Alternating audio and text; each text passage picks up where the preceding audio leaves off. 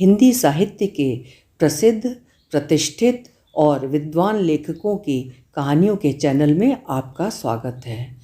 आज सुनिए हिंदी की प्रतिष्ठित लेखिका डॉक्टर प्रतिभा सक्सेना जी की लिखी हुई कहानी फुलमतिया। तो शुरू करें कहानी। रोज़ रोज़ उसका वही ढर्रा देखकर मैं खींच उठी थी। उसके आते ही बरस पड़ी। 5:30 बज रहे हैं और अब तुम आ रही हो। मैं तो तुमसे कहते कहते थक गई, तुम्हारे ऊपर कोई असर ही नहीं पड़ता। आंगन के कोने में अपना डंडा टिकाकर उसने चप्पलें उतारी और नल के नीचे लगाने को बाल्टी उठाई। का करी बहू, सुबह 4 बजे उठे थैन, तऊ काम नहीं सपरत। आज पप्पू के बप्पा का मिल पठे के हम उद्यापन में लगी रहीन। काहे का उद्यापन? शुक्रवार का। चाह तक नाही पियन, दौड़ भाग करत करत इत्ती बिरिया भई। बुढ़ऊ हरामजादा तो फली नाई फुरत हैं। हम बनावा सबका खवावा तौन सीधी यहाँ आई थन। अरे उद्यापन तो आज हुआ, तुम्हारा तो रोज रोज का यही ढंग है। कहती हुई मैं कमरे में आकर धम्म से पलंग पर बैठ गई। न बहुओं को काम करने देगी न खुद से संभलेगा। छोड़ती भी तो नहीं जो दूसरी ही ढूंढ लूँ। जब कह सुन दो तो 1 दिन 3:30 बजे आ जाएगी, नहीं तो वही 4, 4:30, 5। भला ये भी कोई चौका बर्तन करने का टाइम है? और कुछ कहो तो अपना दुखड़ा लेकर रोने बैठ जाएगी। श्यामू की ससुराल यहीं शहर में है, पर उसकी सास विदा नहीं करती बेटी को। श्यामू गए तो कह दिया नहीं विदा करेंगे हम। घर की खेती हो गई, फिर ब्याह क्यों किया था बिटिया का? घर बैठाए रखते। तुम लोग भी अजीब हो, कह क्यों नहीं देते रख लो, हम नहीं बुलाएंगे। हम लोगों में ये सब नहीं चलता है बहू। वो आपुन बिटिया के दूसरी शादी करन को तैयार हुई जाई तो का हुई? वो तो कहती हैं कि हमार बिटिया 1 महीना ससुरारे रही तो 1 महीना पीहर में रही, और वहाँ उससे 4 घर का चौका बर्तन करवाया जाता है। तुम क्यों नहीं उसे काम पर ले जाती? का करी, हमारे घर के मर्द नहीं निकरन देत हैं। बुढ़ऊ हरामजादा तो हमऊ से कही थे घर में बैठ के बहू की रखवारी करो। मैं खिसिया उठती हूँ। तो तुम भी छोड़ो काम धंधा और बैठ जाओ घर। वो बैठालते हैं तो तुम्हें क्या परेशानी है? और फिर अब तो बुढ़ऊ, पप्पू, श्यामू सब कमाते हैं। कमात तो हैं बहू, बाकी हम जिंदगी भर काम करत रहीन, तो अब का खाली बैठ जाई? बुढ़ापे में आराम करो। आराम कब हो न मिली बहू। वो हाथ हिलाकर कहती है, घर के काम करो, बाहरों का काम करो, तो हरामजादा गरियात है। जवान जहान लड़कन के सामने जौन मुंह में आवत है तौन बक्कत है। कहत है साली को घर में चैन नहीं पड़ता। सच्ची बहू, हम तो कह दीन, कबो हमका एक धोती लाए के पहराई है? तुम्हार सबकी उतरन पहन पहन के जिंदगी गुजार दीन हम। शुरू शुरू में उसके मुंह से बुढ़ऊ हरामजादा सुनती तो हंसी भी आती और गुस्सा भी। पहले समझ में नहीं आया तो पूछना पड़ा था, कौन? बोली, और किसऊ का काहे कहीं। और 1-2 गालियाँ और सुना दी उसने बुढ़ऊ के नाम पर। देखा तो नहीं है अभी, पर वही बताती रहती है। उसका आदमी उससे बालिश भर छोटा है, बड़ा दुबला पतला पक्के रंग का। पक्के रंग से उसका मतलब होता है चमकता गहरा काला रंग। मेहरी खूब लंबी है, अब तो कमर भी चुक गई है। डंडे के सहारे बिना सीधी होकर खड़ी नहीं हो पाती। एड़ी भर भर महावर लगाती है। माथे पर बड़ी सी कत्थई प्लास्टिक की बिंदी। गेहुआ चेहरे पर अब भी सलोनापन है। अपनी उम्र में तो बहुत आकर्षक रही होगी। कहती है, सामू पप्पू हम पे गए हैं, बड़को बढ़ू जैसे छोट रह गए। क्या पप्पू से बड़ा भी है कोई? 2 ही हैं बहू। एक तो गांव में रहे थे, और जे हरस राम फौज की ड्राइवरी से रिटायर हुई के आए गए ही हैं। बाबू के ऑफिस में ड्राइवर की कोनो नौकरी हुए तो लगवाए दो। अब कहाँ है नौकरी? पिछले साल ज़रूरत थी तब तुमने कहा नहीं, उसे तो पेंशन मिलती होगी। मिलत तो है, मुला सब उड़ाए देते हैं। कल 10 रुपया ले गए रहीन, वो 5 की मछली ले आए, तब रात में मसाला पीसन, मछली धोए धाए के बनाइन, खावत उठाए 12 बजेगा। क्यों देती हो तुम? महीने भर मेहनत तुम करो और वो मछली में उड़ा दे। मांगत हैं वो, हाथ में रुपया होए तो ना ही कैस करी। कुछ दिनन में गांव चले जाइए तब काहे हमसे मांग नहीं हैं। सुबह के चौके निपटाते निपटाते उसे 10 बज जाते हैं। फिर थोड़ी देर गोड़ सीधे करती है, तब खाना बनाने का लग्गा लगाती है। पप्पू की बहू की अभी विदा करानी है। रामू की यहीं शहर में है, पर उसकी माँ उससे चौके करवाती है, ससुराल नहीं भेजती। बड़ा सब्र है महरी में। कहती है, देखित रहो बहू, 2-4 बरस में बच्चा कच्चा हुई जाई, तब देखी महतारी कितने दिन रखती है। अबे तो अकेल दुई परानी हैं, बिटिया चाकरी करके हाथ में पैसा धरत है, घरों के धंधा करत है, तौनु काहे भेजी। महरी बताती है, बुढ़ऊ 1:30-2 बजे आते हैं, तब वो खाना बनाती है।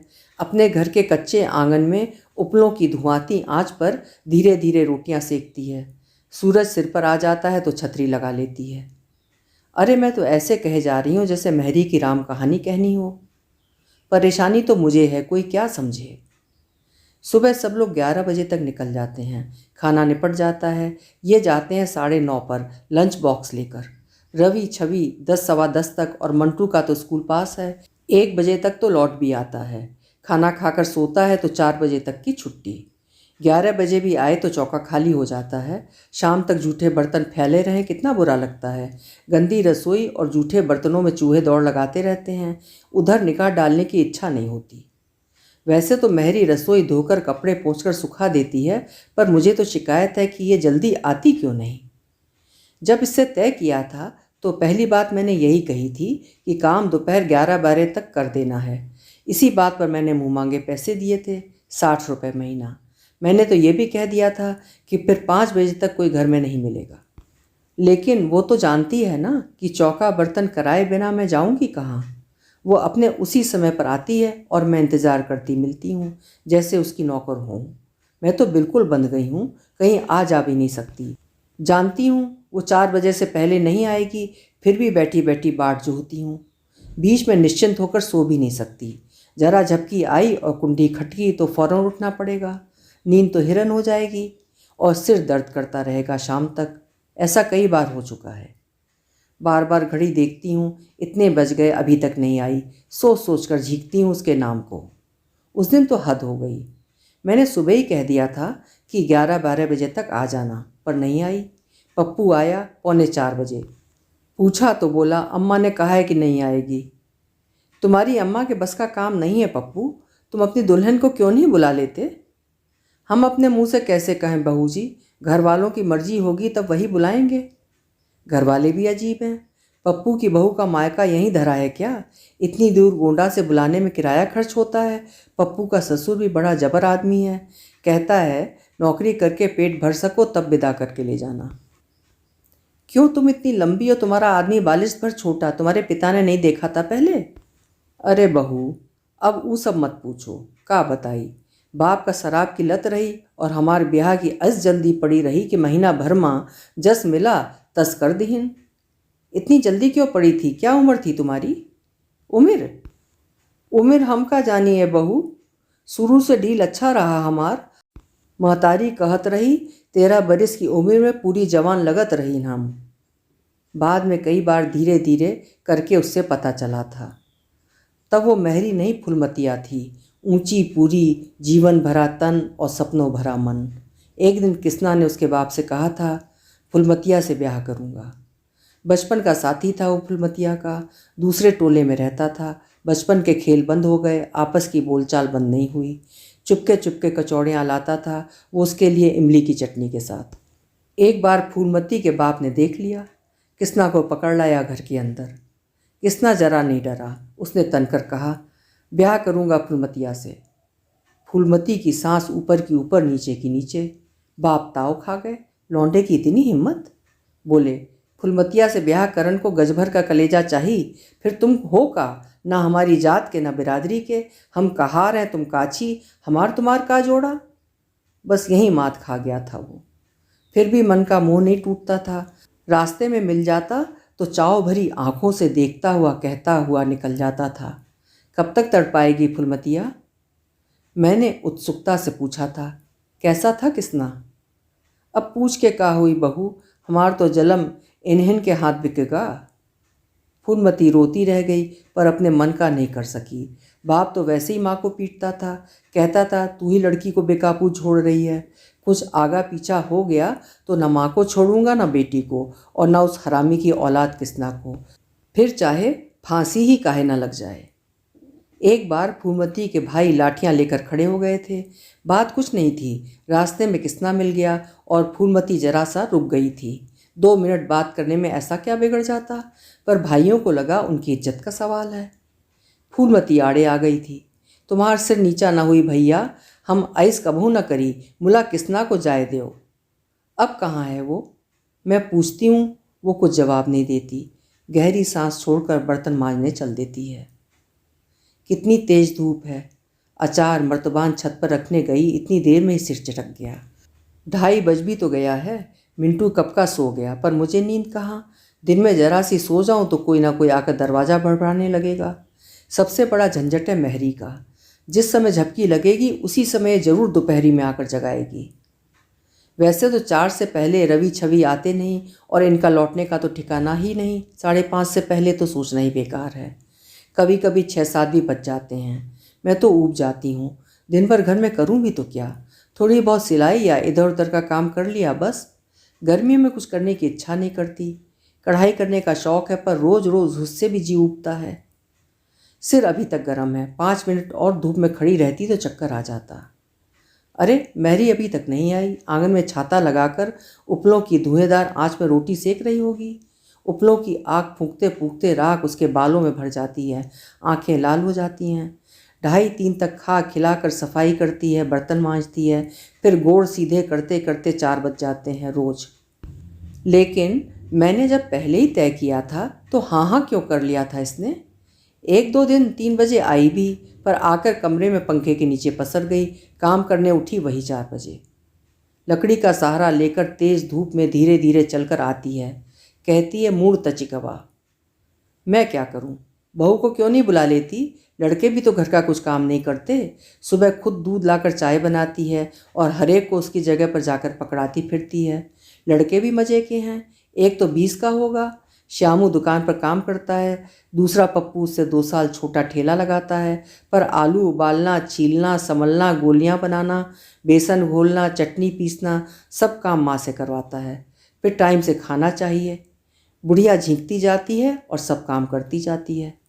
मुझे क्या, मुझे तो रोज़ झिकाती है। चौका झूठा पड़ा रहता है शाम के 5 बजे तक।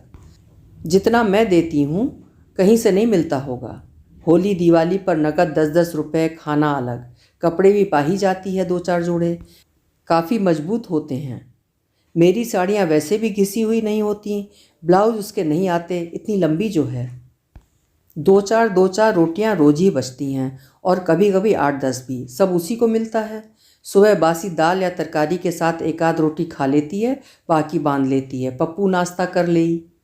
एक बार दाल कुछ महक गई थी। मैंने उससे कह दिया था दाल खराब हो गई है, फेंक आना। जब नहाकर मैं आंगन में निकली तो देखा जल्दी जल्दी दाल सड़ोप रही थी वो। मुझे देखकर सकुचा गई। मुझे जाने कैसा लगा। दाल खराब थी इसलिए मैंने सब्जी रख दी थी। वो क्यों नहीं खाई? तुम्हारे घर की तरकारी बूढ़ू का बहुत पसंद है, घर ले जाइए। और तुम सड़ी दाल खाकर बीमार पड़ोगी। स्वाद खराब नहीं रहा बहू, जरा सी महक गई रहे, नुकसान ना करी। अब तो ऐसी चीज़ मैं खुद फेंकवा देती हूँ। खाएगी तो बेकार बीमार पड़ेगी। महीने में 2-1 बार तो पड़ ही जाती है। कभी पेट दर्द, कभी पेचिश। 2-3 दिन में बुढ़िया का चेहरा बिल्कुल उतर जाता है। मैं भी कहाँ, बुढ़िया पुराण लेकर बैठ गई। 4:15 बज गए हैं, अभी तक नहीं आई है। बहू, चक्करदार ऊंचा वाला झूला लगा है उधर का पारीक में। झूलाओ बाबू के साथ। मुझसे झूले पर नहीं झूला जाता है। जब नीचे आता है तो लगता है दिल डूबा जा रहा है। वो छेड़ती है, बाबू के साथ बैठियो, उनके कंधा का सहारा ले लियो, देखियो कैसे साध ले थे तुमका। मुझे हंसी आ गई। मैं उसके चेहरे को पढ़ रही हूँ। क्या अपना अतीत दोहरा रही है? आज अपने दिन याद आ गए हैं तुम्हें? वो चौंक गई। कहाँ? 2 बार बैठे रहे। सामू के बप्पा को केहू का शौक नहीं। कहाँ झूला था, वहाँ या यहाँ? यहाँ कौन बैठा इन हमका। रंग में आने पर गांव के गीत और मेले के किस्से फुलमतियाँ खूब सुनाती है। रंग बिरंगी चूड़ियाँ, फुंदरेदार चुटीले, बालों की क्लिपें और जाने क्या क्या मिलता था। मेले में ऐसी भीड़ होती थी कि कई बार फुलमतियाँ माँ बाप से अगल हो गई। उसका बताया गांव के मेले का दृश्य मेरी कल्पना में साकार हो उठता है। रंग बिरंगी चुनरियों से सजी ग्रामीणाओं की भीड़, दुकानों पर खरीदारी की होड़ लगी है। चाट के, जलेबी के ठेलों पर लोग जमा हैं।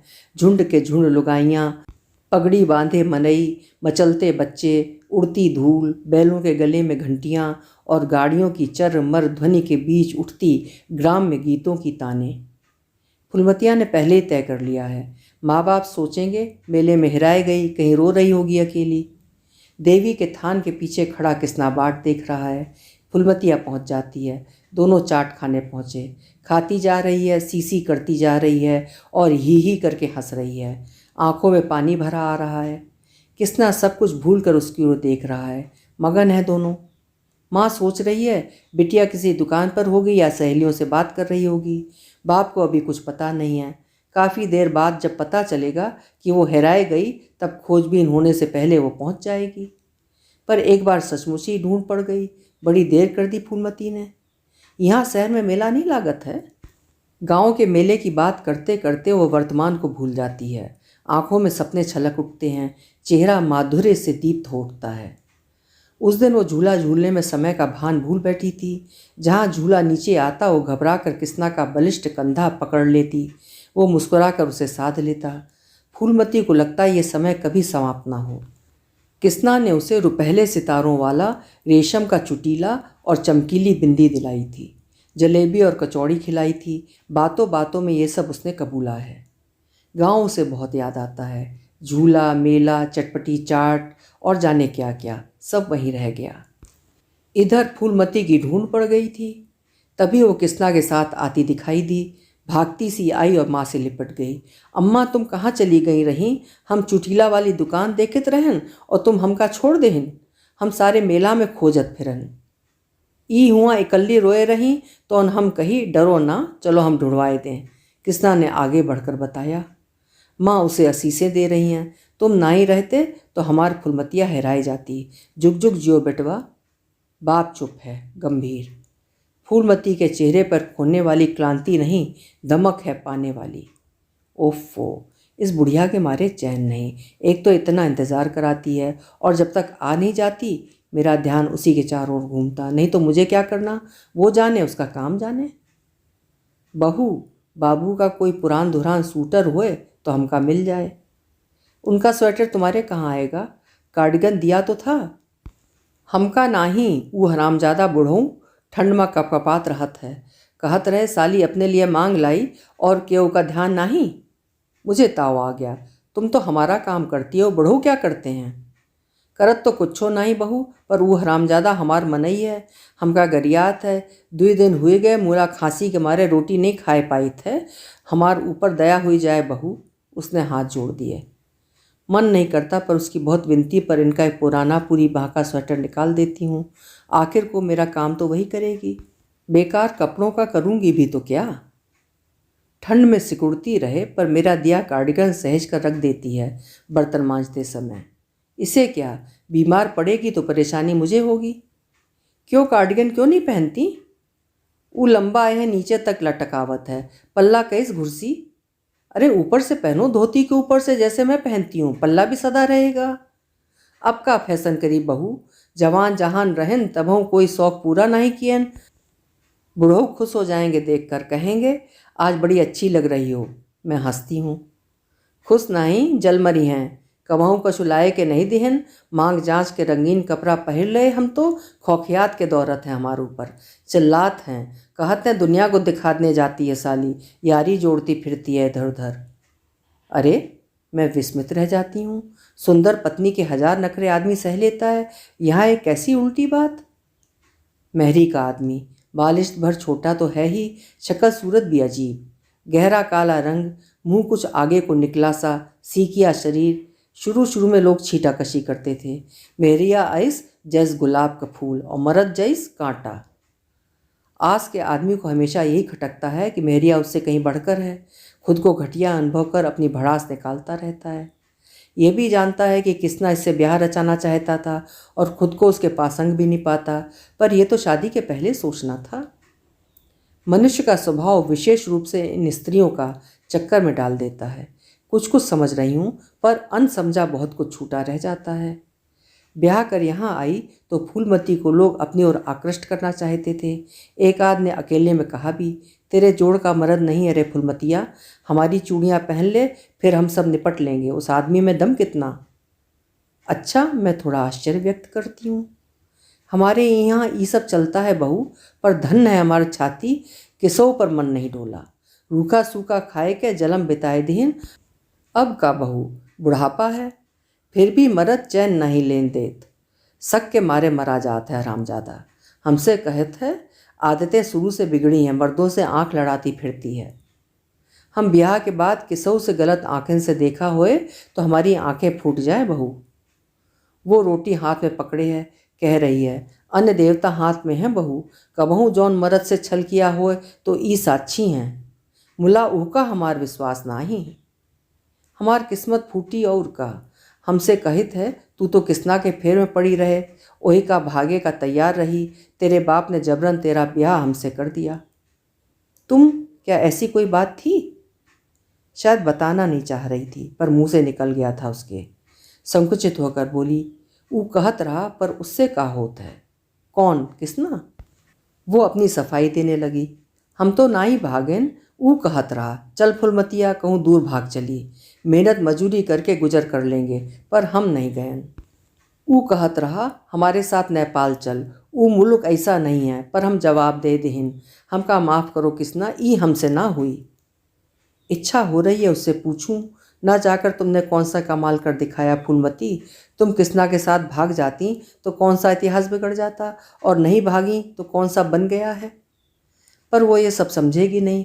उस दिन वो बोल कर गई थी, पर आज मुझे उत्तर मिल गया है कि उसके ब्याह की इतनी जल्दी उसके बाप को क्यों पड़ गई थी।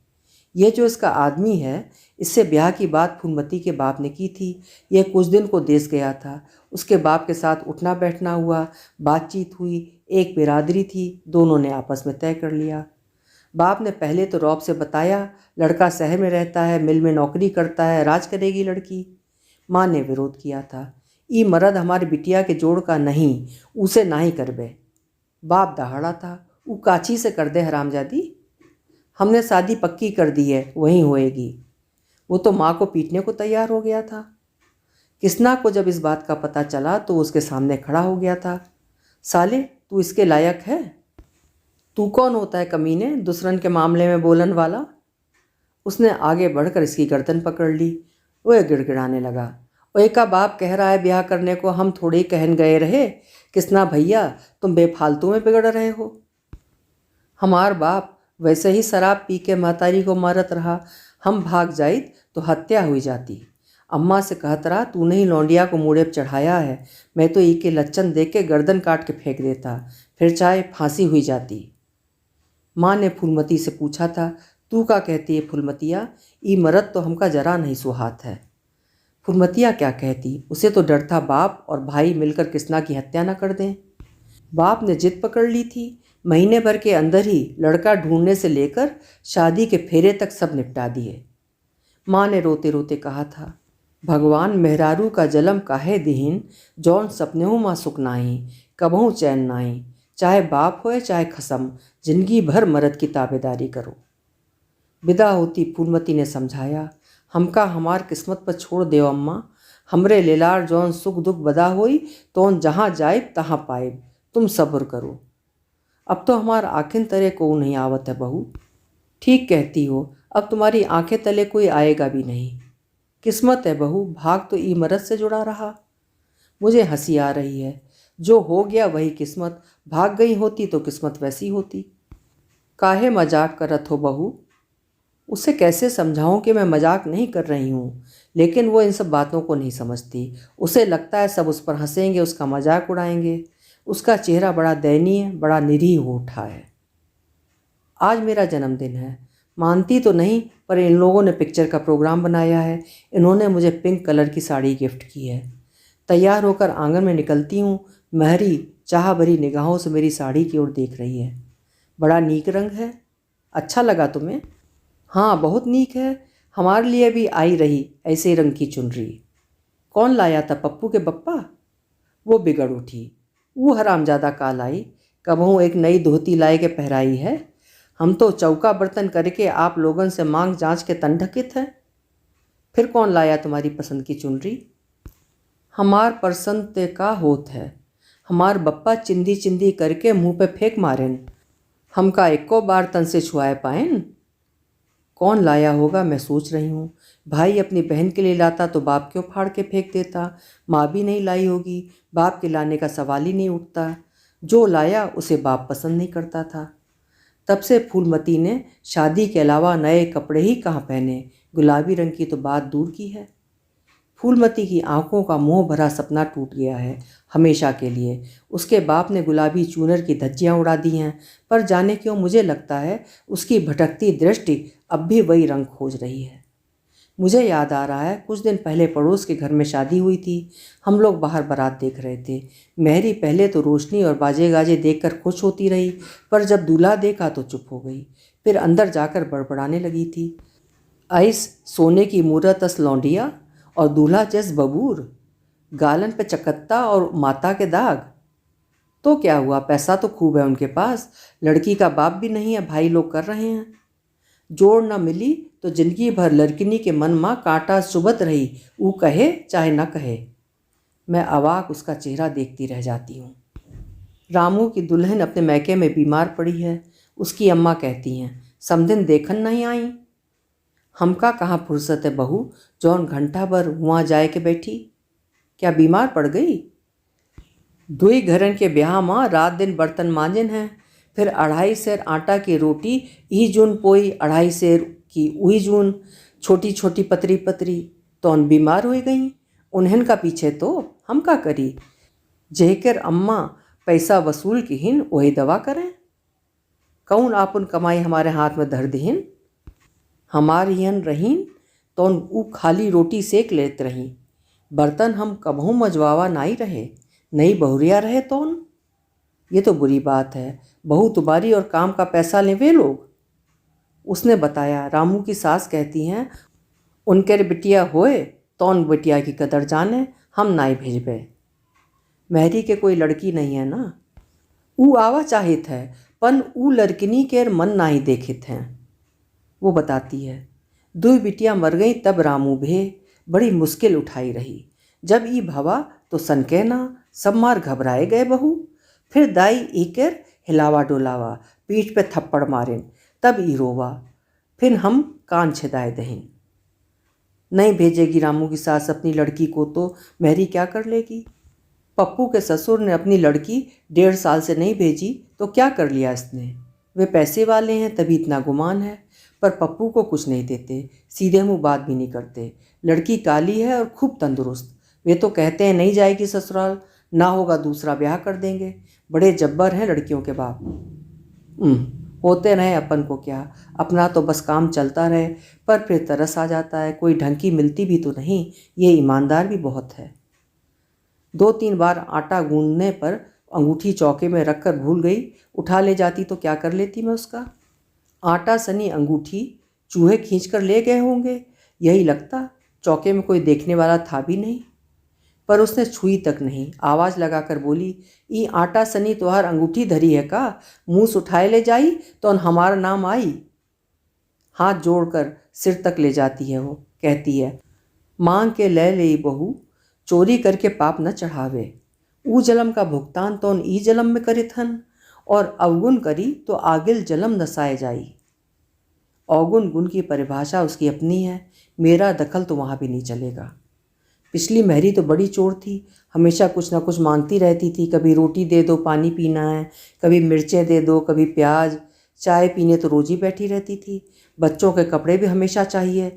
ऐसी मेहरी थी कि 2 नए पेटीकोट आंगन से गायब कर दिए और अपनी लड़की को दी आई। एक तो मैंने पहचान भी लिया, वही लेस लगी थी जो मैंने जोड़कर सिली थी। पर उसकी ब्याही लड़की से कहती भी तो क्या, और लट्ठे के पेटीकोट में कोई पहचान मानेगा ही क्यों। जब से ये आई है सुई तक गायब नहीं हुई। अपने काम से काम, हाँ मुँह से बड़बड़ करती रहती है। मन हुआ तो हाँ हूँ कर देती हूँ, नहीं तो चुपचाप किताब पढ़ती रहती हूँ। इसके साथ बच्चों का झंझट नहीं और लालच बिल्कुल नहीं है इसमें, तभी तो निभाए जा रही हूँ। और वो कहती क्या है, बहू तुम्हार आँखें से ऐस लागत है कि मन की बात पढ़ लेत हो। तुमसे हम कुछ छिपाए नहीं सकित है। कसम भी दिला जाती है, तुम्हार सामने है हमका जाने का हुई जात है जौन सब बक देत है। मुला तुमका कसम भगवान की जौन किसऊ के आगे कहो। एक बार यूं ही मैंने पूछा, किसना तुम्हारे लिए क्या क्या लाता था? बुढ़िया मुस्कुरा दी, चेहरे पर अपूर्व माधुर्य छलक उठा। का फायदा बहू, ई जलम तौन गवा ऊ जलम काहे बिगारी। बेवकूफ़ हो तुम, पहुँच में आए हुए से हाथ खींचकर अपना ये जन्म तुमने खुद बिगाड़ा। अब अगला नहीं बिगड़ेगा, इसकी गारंटी दी है क्या किसी ने? लेकिन उससे ऐसा कुछ कहना बेकार है, वो समझेगी नहीं। शादी के बाद उसका आदमी इसे लेकर यहाँ चला आया, फिर इसे मायके नहीं जाने दिया। 4 बच्चे हो गए तब गई थी बाप के मरे पर। 10 साल में कितना बदल गया था गांव और गांव के लोग। वो कहती है अब वहाँ जाए के का करी, ना बाप रहे ना संग साथ के लोग। हमार लय तो गांव उजड़ेगा। आदमी ने कसम धरा दी थी कि कभी किसना से बात भी करे तो बाप भाई आदमी सबका मरा मुंह देखे का मिली। 6 बरस बाद जब 2 बच्चों की माँ बन गई तब गांव जाने का हट पकड़ा था इसने, पर नहीं जाने दिया। माँ मर गई तब भी नहीं गई। तब जब बाप भी मर गया तब भी आदमी के शब्द थे, जौन किसना की शकल भी देखी तो उन चारों लड़कन और हमरी लहास तोरे सामने एक ही दिन में उठ जाई। जाने क्या क्या कस्में दिलाई थी उसने फुलमतिया को। वो लाचार हो गई थी। गांव गई और वो मिल गया तो एकदम सामने ही पड़ गया तो फिर मिला था कभी? नहीं, फिर कभी नहीं मिला। फुलमतिया की शादी के बाद कहीं चला गया था वो। नेपाल गवा हुई इसका अंदाज है। वहीं जान की हमसे कहत रहा, अच्छा भवा जौन नाही मिला। क्या 7 फेरे घुमा देने से और कस्में धरा देने से मन भी बस में हो जाता है? इसने कुछ सुख दिया होता, कुछ मन पूरा किया होता तो शायद उसे भूल गई होती। पर यहाँ मिलते हैं हमेशा किसना के नाम के ताने, भूले भी तो कैसे उसे। कभी कभी मैंने देखा है कही हुई बात सुनाई नहीं दे रही उसे, ऐसी गुमसुम बैठी रहती है। पूछती हूँ, क्या आज बुढ़ऊ से झगड़ा हो गया? इतनी इतनी सी बात पर हरामजादा ताना मारत है। कहत है जौन किसना होत तौन तन मन से सेवा करती, हमका कौन पूछित है। अब कबहू छिपाओ नहीं केन बहू, किसना कहाँ हुई कस हुई हमारा उसे कोनो मतलब नहीं। मुला ई दई मारा विश्वास न करी। बाबू लोगन से आँखी लड़ाए बिना चैन नहीं पड़ता ससुरी को, उसका आदमी उससे कहता है। जब वो जवान थी उसका घर से निकलना आदमी को अच्छा नहीं लगता था, पर उसकी ये बात फूलमती ने नहीं मानी। घर में घुसे घुसे तो हमार जी घबराहत है, थोड़ा बाहर भीतर तो होए का चाही। गांव की उन्मुक्त हवा में पली लड़की शहर के कमरे में बंद होकर जिएगी कैसे? तभी वो कहती है, थोड़ा तुम पंचे से बतियाई लेत है, जी और हुई जात है, पैसा कौड़ी का सहारा हुई जात है, घर में बंद हुई के मर जाई का। हम कमाइत हन तो आपन ऊपर तो खर्च नहीं लेत, उन्हन का पूरा करत हन, पर ऊ दई मारा कबहू न समझी। 1000 विरोध के बाद भी वो उसे काम करने से नहीं रोक सका। वो चिल्ला चिल्ला कर कहती थी, कोनो ऐप करा होए तो सबका सामने बताए दो, हम काम काहे न करी। पहले कभी कभी उसके काम वाले घरों में चक्कर भी लगा आता था, अब बंद कर दिया है। सोचता होगा बूढ़ी हो गई है, पर उलाहना देने से फिर भी नहीं चूकता। कभी कभी उसकी आप बीती सुनी नहीं जाती तो उठकर चली जाती हूँ। कुछ देर पहले तुलसी के चौरे में जो दिया जलाया था उसका घी चुक गया था। एक धुआती हुई बाती सुलग रही थी। जरा देर में ये रुई में चमकती चिंगारी धुएं की गहरी लकीर छोड़कर विलीन हो जाएगी। ये अच्छी रही। हारी बीमारी में काम करने को तो कोई ना आए, कपड़े सबको चाहिए, सबके सब कमाते हैं पर सब खा उड़ा डालते हैं, कभी मांस कभी मछली कभी और कुछ, फिर जैसे के तैसे। अब फिर मुझसे कमीज मांग रही है बड़हू के लिए। मैं जानती हूँ उसी ने कहा होगा, साली अपने लिए मांग लाती है और किसों की चिंता नहीं। वैसे तो दे भी दूँ, पर यह सब सुनकर देने की इच्छा खत्म हो जाती है। उस दिन कह रही थी बहू 10 रुपया चाहिए। मैं कुछ नहीं बोली, कठोर मुद्रा देखकर चुप हो गई। कुछ देर में बोली, 10 नहीं तो 5 मिल जाए। काहे के लिए? बूढ़ो बीमार पड़े हैं, तवा स्तच रहे हैं बहू, दवा दारू कैस करी। श्यामू पप्पू और खुद बूढ़ो सब कहीं ना कहीं काम करते हैं, पर उधार देने के लिए हूँ सिर्फ मैं। कोई महीना ऐसा नहीं जाता जब उधार न मांगती हो, और फिर भी 2-4 दिन काम पर नहीं आती। क्यों, सभी तो कमा रहे हैं, तुम ही क्यों उधार मांगती हो? वो बताती है, बुढ़ऊ तो हफ्ते भर से काम पर नहीं गए। पप्पू ने कमीज का कपड़ा खरीद लिया और श्यामू घर में रोज़ 2 रुपए देता है बस। मैं खिसिया उठती हूँ, ये तो बेवकूफ़ है ही और मुझे भी उल्लू बना रखा है। वो गिड़गिड़ाने लगी, बहुत कमज़ोर हुए गए हैं, 3 दिन हुई गवा, अन्न का दाना मुंह में नहीं डालन बहू, चाह पी पी के चेहरा उतरी गवा है। रुपया मिल जाए तो डबल रोटी मौसम्मी के साथ खबइबे, मुला ताकत ना होए तो मिल में काम कैस करी। हार कर मैं 10 रुपए लाकर पटक देती हूँ।